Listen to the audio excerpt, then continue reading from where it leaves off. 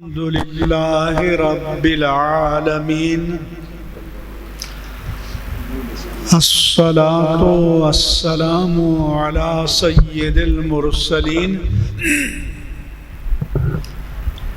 سيدنا ومولانا محمد وعلى آله وصحبه أجمعين.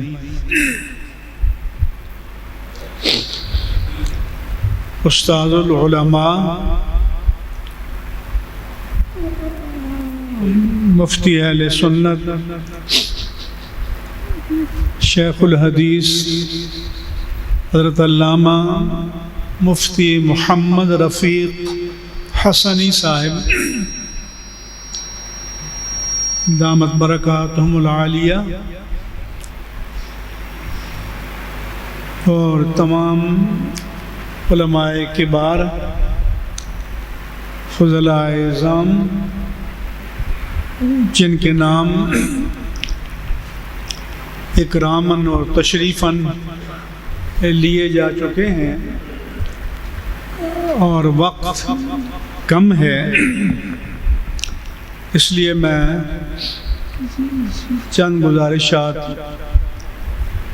آپ حضرات کی خدمات عالیہ میں عرض کروں گا. سب سے پہلے تو میں رب ذوالجلال کا شکر ادا کرتا ہوں کہ حضرت امیر المجاہدین شیخ الحدیث علامہ حافظ خادم حسین رضوی رحمہ اللہ تعالی کی زندگی میں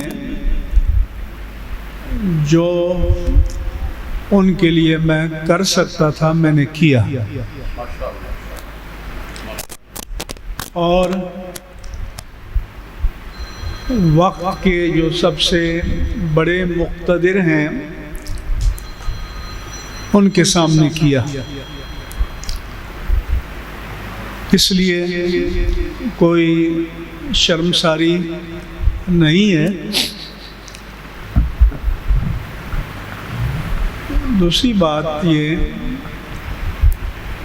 کہ میں نے ان کے بارے میں ان کی زندگی میں بھی بہت کچھ لکھا، بلکہ آخری آرٹیکل تحریک لبیک کا مطالعاتی جائزہ یہ میں نے فروری میں لکھا ہوا تھا، لیکن وہ کرونا کا زمانہ آ گیا، مؤخر کر دیا. لیکن ان کی حیات مبارکہ میں الحمدللہ وہ بھی چھپ گیا، اور پھر ان کی وصال کے بعد بھی میں نے اپنے تاثرات لکھے. یہ ترجمان القرآن ہے، منصورہ والوں کا رسالہ، اس کا ایڈیٹر ہے سلیم منصور خالد. وہ کہنے لگے کہ اوریا مقبول جان جس نے علامہ صاحب کا مینار پاکستان کا آخری جلسہ دیکھا تھا، تو سلیم منصور خالد کہنے لگے کہ میں نے اوریا سے پوچھا کہ کیسا پایا، تو اوریا مقبول جان نے کہا میں نے بھٹو کا مجمع بھی دیکھا ہے، بے نظیر کا بھی دیکھا ہے، نواز شریف کا بھی دیکھا ہے، عمران خان کا بھی دیکھا ہے، لیکن جتنا چارج میں نے علامہ خادم حسین رضوی کا جلسہ دیکھا ہے، ایسا کسی کا نہیں دیکھا کہ ایک ایک آدمی میں کرنٹ دوڑ رہا ہو، ایک ایک آدمی روحانی اور جذباتی اعتبار سے بالکل ڈوب گیا ہو اس میں۔ اس نے کہا کہ میں نے ایسا کوئی بھی نہیں دیکھا، اور واقعی ایسا ہی تھا۔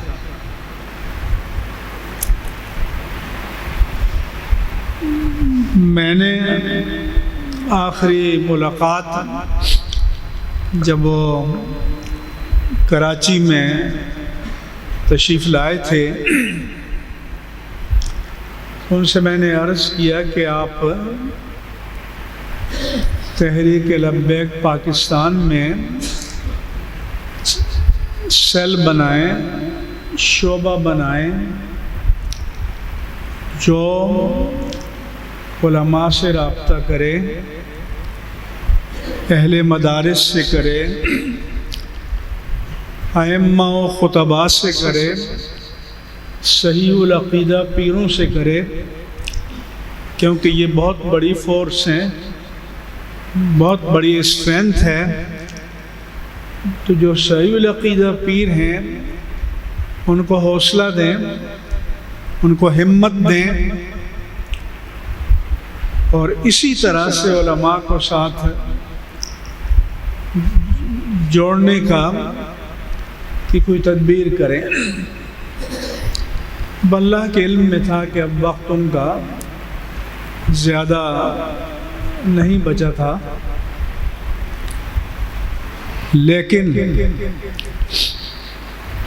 ان کی تحریک موجود ہے۔ یہ جو ان کے تحریک لبیک پاکستان کی شورا ہے، ان کی ذمہ داری ہے کہ وہ متحرک ہوں، تاکہ یہ جو تحرک ہے یہ رک نہ جائے، لوگ چارج ہوتے رہیں، لوگ متحرک ہوتے رہیں۔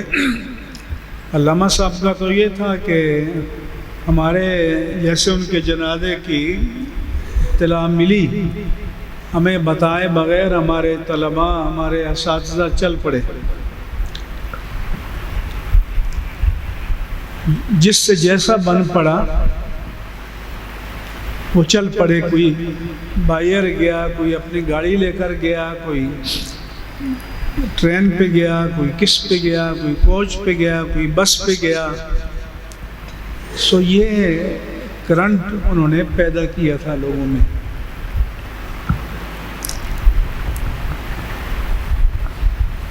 جیسا کہ پہلے کہا گیا، ہمارے علامہ شاہ احمد نورانی صدیقی رحمہ اللہ تعالی، قائد اہل سنت، قائد ملت اسلامیہ، سیاست میں ان کا بڑا نام تھا۔ علامہ خادم حسین صاحب کو بھی ان سے عقیدت کا تعلق رہا ہے، لیکن جو اللہ تعالیٰ نے مقبولیت حضرت علامہ خادم حسین رضوی کو عطا کی، وہ میری یادداشت میں کسی اور کے حصے میں نہیں آئی، اور یہ بالکل جو سچ ہے، جو ہمارا مشاہدہ ہے، وہ ہم بیان کر رہے ہیں۔ اب ضرورت اس امر کی ہے کہ آپ علماء جو عقیدت آپ کے اندر علامہ خادم حسین رضوی کے لیے پیدا ہوئی تھی، اب وہ عقیدت آپ کے اندر تحریک لبیک پاکستان کے لیے ہونی چاہیے، اور وہی جوش، وہی جذبہ، وہی تحرک یہ جاری رہنا چاہیے۔ ان کی شورا پر بہت بڑی ذمہ داری عائد ہوتی ہے، اور میں نے ہمیشہ کہا ہے کہ جو لوگ روز اول سے ان کے ساتھ تھے ان کا کام ہے کہ وہ اس نظم کو آگے چلائیں، باہمی مشاورت سے چلائیں اور اس ردم کو، اس جذبے کو باقی رکھیں۔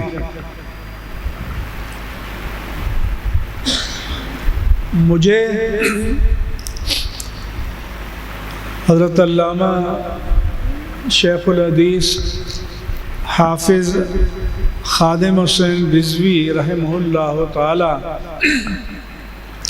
سے اس لیے بھی مجھے پیار تھا کہ ان کے ساتھ کوئی صاحبزادہ، پیرزادہ، میرزادہ، شیخزادہ ایسا کوئی سابقہ یا لاحقہ نہیں تھا۔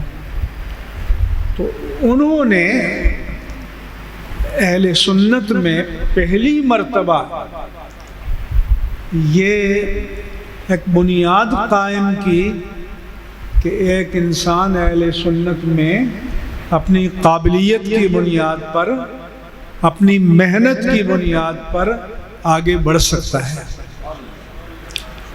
اس سے آپ سب لوگوں کو حوصلہ ملنا چاہیے۔ علامہ صاحب بھی اٹک کے علاقے کے تھے،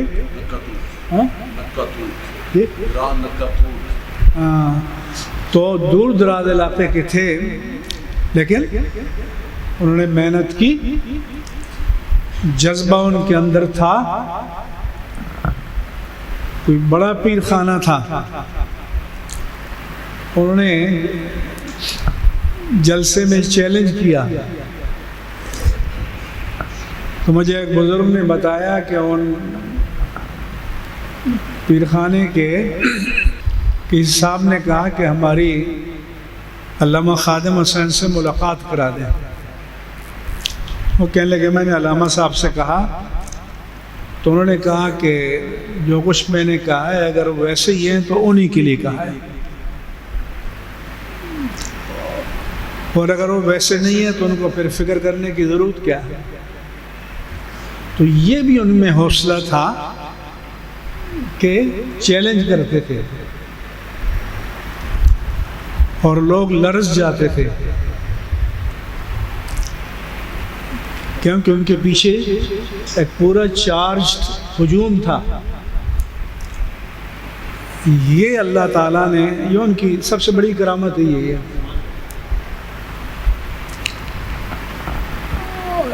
اور یہ ان کے اخلاص کی برکت ہے۔ علامہ خادم حسین مجھے اور آپ کو یہ بتا کر گئے کہ انسان اخلاص کے ساتھ، حق کے ساتھ کھڑا ہو جائے تو اللہ تعالیٰ اسے گرنے نہیں دیتا۔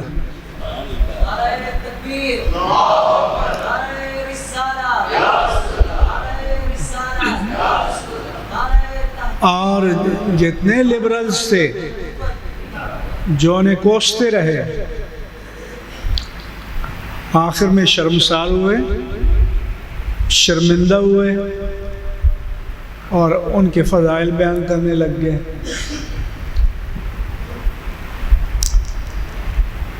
اس لیے ہمارے ہاں ایک مشکل یہ ہو گئی ہے کہ کسی کے کمالات بیان کرتے ہیں تو یہ تاثر دیتے ہیں کہ یہ بڑی شخصیت، بس یہ ایک تھی جو پیدا ہو گئی اور وہ چلی گئی، اب آپ ان سے عقیدت رکھ سکتے ہیں، بس خلاص۔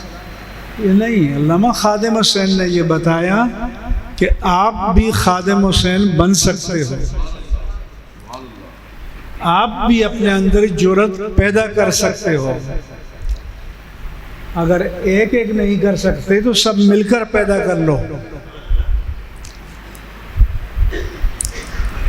اس لیے ان کے مشن کو کنٹینیو رہنا چاہیے، جاری رہنا چاہیے، آگے بڑھنا چاہیے، اور اہل سنت کے اندر جو امید پیدا ہوئی ہے، جو ایک شمع روشن ہوئی ہے، اس کو بجھنے نہیں دینا چاہیے، اس کو روشن دینا چاہیے، اس کو لے کر آپ لوگوں کو گلی گلی کوچے کوچے سب جگہ جانا چاہیے۔ ہو سکتا ہے کہ تحریک لبیک پاکستان کی شورا اپنی ایکٹیویٹیز ان کی چہلم کے بعد شروع کریں، لیکن جب بھی کریں تو آپ ان کے ساتھ تعاون کریں، آپ ان کے ساتھ مدد کریں، آپ ان کے سپورٹر بنیں، اور اس امید کی شمع کو جو علامہ خادم حسین جلا کر گئے ہیں، اسے آپ سب کو مل کر بجھنے نہیں دینا چاہیے۔ اور یہ نوجوان اور جوان علماء کا کام ہے۔ علامہ صاحب بھی 54 سال کی عمر میں چلے گئے، کسی کو اندازہ تھا کہ اتنی جلدی ہم سے جدا ہو جائیں گے؟ اللہ کے فیصلے ہیں، آپ مہربانی کریں، آپ اس جذبے کو باقی رکھیں اور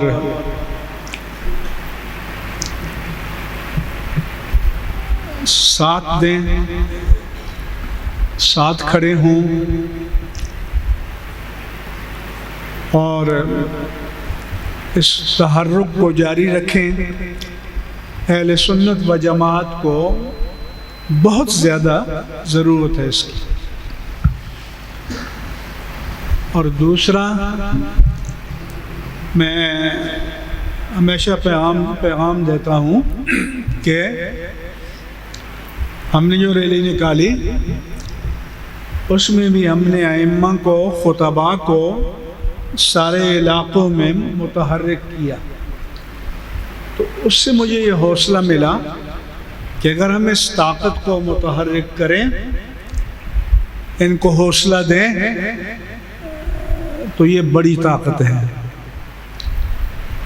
اور ان کے ذریعے آپ بڑی تبدیلی لا سکتے ہیں۔ مگر ان کو بھی یہ یقین ہونا چاہیے کہ کوئی نہ کوئی ان کی پشت پناہی کرنے والا بھی ہے، کوئی نہ کوئی مشکل وقت میں ان کا ساتھ دینے والا ہوگا۔ دوسرا یہ ہے کہ اللہ پاک سے دعا کرنی چاہیے کہ کبھی ابتلا کو دعوت نہیں دینی چاہیے۔ فلا تتمنوا لقاء العدو، دشمن سے ٹکراؤ کی تمنا نہ کرو۔ وَإِذَا لَقِيتُمْ فَاثْبُتُوا، لیکن جب ٹکراؤ ہو جائے تو پھر ڈٹے رہو، پھر جمے رہو، پھر پیچھے نہ ہٹو۔